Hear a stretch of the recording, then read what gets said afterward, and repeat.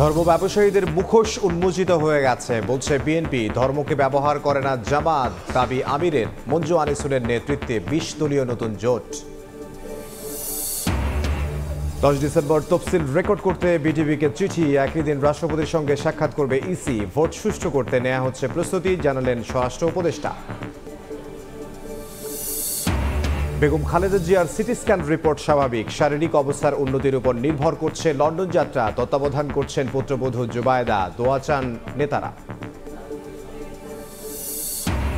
মোহাম্মদপুরে মা মেয়েকে কুপিয়ে হত্যা। স্কুল ড্রেস পরে বাসা থেকে বের হয় অভিযুক্ত গৃহকর্মী। ৪ দিন আগে কাজ নেয় আয়েশা। সিসিটিভির ফুটেজ পর্যালোচনায় পুলিশ।